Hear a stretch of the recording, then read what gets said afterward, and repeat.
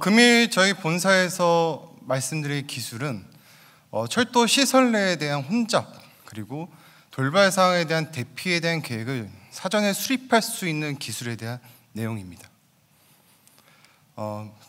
금일 말씀드릴 목차는 기술 도입의 개요부터 기술 적용한 사례, 스마트 건설 혁신의 기술과 우리 철도 분야에 어떻게 적용 방안을 이제 할 수 있을지에 대한 내용들을 목차로 구성하였습니다. 첫 번째 기술의 도입의 개요입니다. 현재 최근 들어서 이제 재난, 안전에 대한 것들이 최근 이슈가 많이 되고 있는 상황이고요. 현재 정부에서도 재난에 대한 사전의 대피, 그리고 실시간에 대한 모니터링, 그리고 안전대책에 대한 수립 방안에 대해서 지금 체계적으로 추진하고 있습니다. 저희 본사는 BIM, 디지털 트윈, 시뮬레이션에 대한 연계를 통합하여 철도 시설에 대한 최적화 배치와 돌발 상황에 대한 대피 계획에 대한 기술을 도입하였습니다. 보시는 이제 좌측에 된 영상을 보시면요, 저희가 BIM 기반으로 통해 가지고 디지털 트윈을 실제적으로 이제 모델링을 하게끔 되어 있습니다. 저희 기술은 이제 BIM뿐만 아니고 철도, 교통, 보행자, 대중교통, 공간 모든 측면들을 다 통합해 가지고 실제적인 시뮬레이션에 대한 분석 결과를 도출할 수가 있습니다. 특히 현재의 상황뿐만 아니고 우리가 만약에 돌발상, 화재가 났을 때, 붕괴됐을 때에 대한 가정에 대한 시뮬레이션을 통해서 효과에 대한 지표를 산출하여 경제성 분석이라든지 아니면 시공 단계, 설계 단계부터 시행을 할 수 있는 그런 기술을 확보하였습니다. 그러면 도대체 이 기술을 통해서 어디에 적용했는지에 대한 사례가 되겠습니다. 첫 번째, GTX-B의 여의도 역사를 대상으로 최적에 대한 공간 배치를 시행을 하였습니다. 여의도 역사는 지금 하루에 10만 명에 대한 굉장히 혼잡한 역사인데 GTX-B 노선이 이제 개설이 되고 개통이 된다면 굉장히 더 혼잡해지는 순간이 이제 발생이 될 겁니다. 대도심에 대한 이제 지하 공간 내에서 이제 GTX-B가 건설됐을 때 말씀하신 것처럼 이제 고층에 대한 이제 고속 엘리베이터를 이제 두게 되어 있습니다. 지하 공간에서 대피하기가 굉장히 어려운 부분이 있습니다. 그것들을 저희는 기술을 통해서 사전에 대피를 어떻게 되는지, 그리고 에스컬레이터, 엘리베이터, 무빙워크, 계단에 대해서는 이제 병목 구간이 있는지 없는지를 사전에 파악을 할 수가 있고요. 그 다음에 다양한 이제 보행자 측면, 그 다음에 GTX-B에 대한 혼잡도를 파악해가지고 이 여의도 역사에 대한 시뮬레이션을 수행을 하였습니다. 그리고 장래에 대한 이용자들에 대한 예측을 하였고요. 그 예측에 대한 대비를 이제 민감도에 분석해서 이제 보행자를 다양하게 인풋 데이터를 넣었습니다. 그에 따른 역사에 대한 문제점이 발생이 됩니다. 그래서 사전에 문제점을 검토해서 개선 방안을 도출하였습니다. 그 관련된 이제 첫 번째는 모델링 부분입니다. BIM, CAD 그 기반을 통해 가지고 공간을 실제와 유사하게끔 하는 게 디지털 트윈입니다.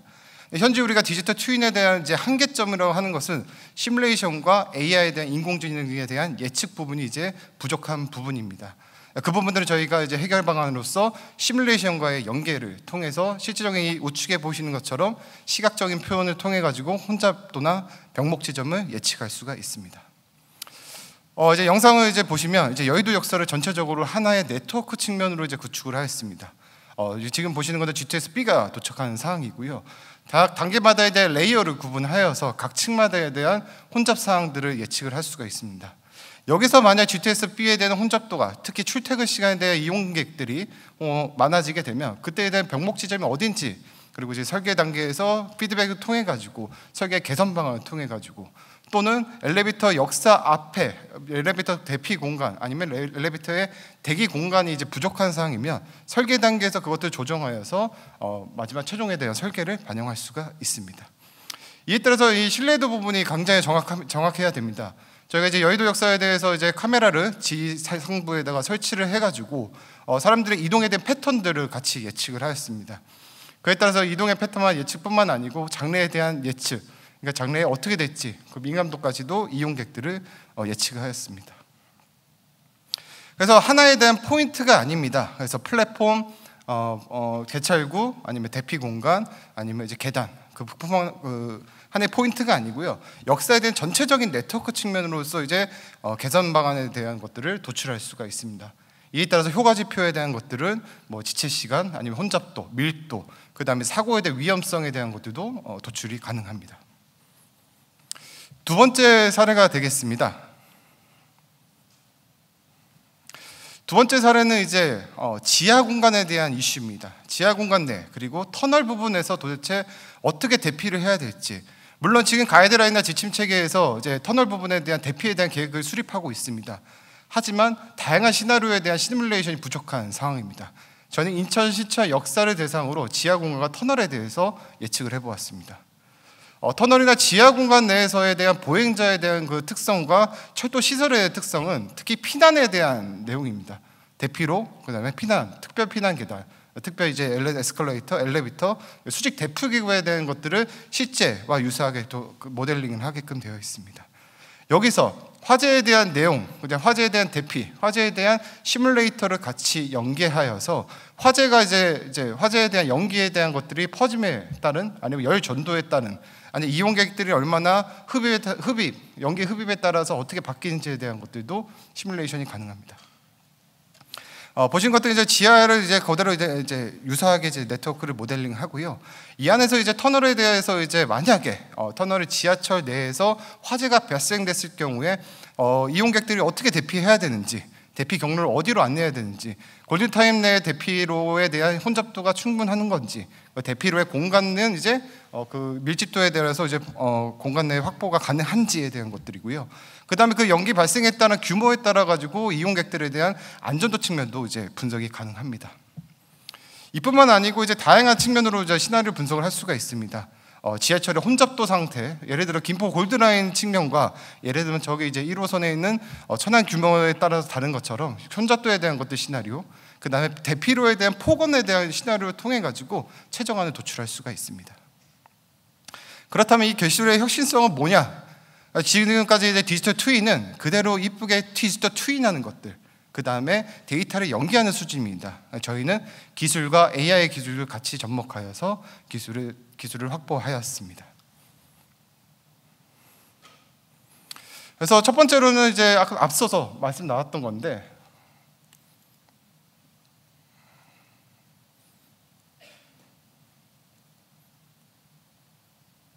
첫 번째는 이제 소셜버스 모델이 되겠습니다.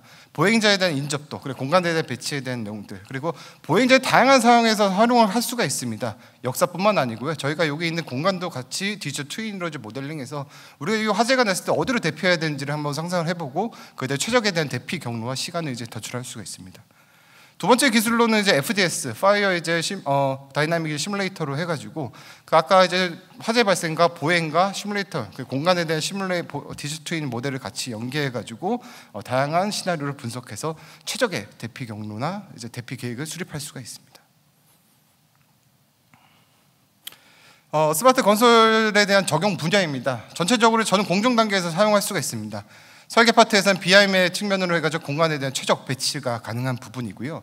시공단에서는 이용객의 예측을 통해 가지고 혼잡도에 대한 병목 지점이 어딘지를 사전에 문제점을 검토할 수가 있습니다.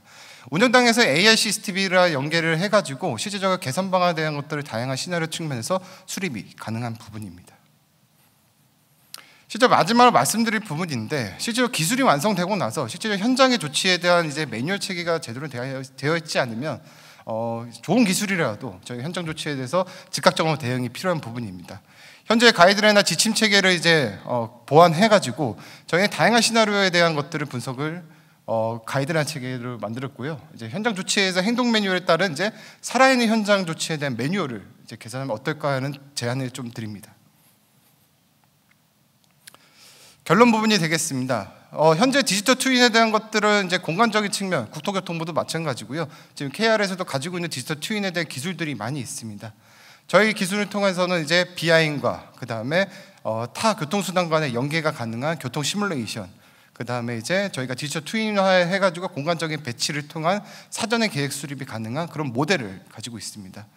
그런 측면에서 안전성 강화 측면과 운영의 효율성 제고, 그다음 시민의 안정성 측면까지 통합해서 철도 시설 내에서 안전한 이제 철도 시설이 되게끔 저희가 모델을 구축하였습니다. 마지막으로는 이제 이제 본 기술이 되려면 철도 시설에는 이 공정에 대한 것들이 이제 이루어져야 된다고 생각을 합니다. 그래서 철도 시설에 대한 재난 위험에 대한 프로세스, 즉 생태계를 구축해야 된다고 생각이 됩니다. 그래서 어떤 결과가 나올지, 그래서 어떻게 우리가 해결해야 될지, 그리고 어떤 매뉴얼을 통해 가지고 우리가 개선 방안을 제공해야 될지, 그런 실시간 이제 컨트롤 타워에 대한 역할을 생태계를 구축해야 한다고 생각합니다. 마지막으로 말씀드릴 부분은요, 뭐 철도가 이제 다 아시는 부분처럼 굉장히 스마트하고 이동성이 굉장히 좋은 모빌리티 분야입니다. 근데 최우선은 생각해야 되는 것은 국민의 안전과 생명이라고 생각합니다. 그래서 안전의 측면은 선택이 아닌 필수라고 생각이 들고요. 그 현장에서 바로 즉각적으로 낼 수 있는 게 저희 톰스에 대한 디지털 트윈 시뮬레이션 BIM에 대한 기술입니다. 네, 이상으로 발표를 좀 마치도록 하겠습니다. 감사합니다.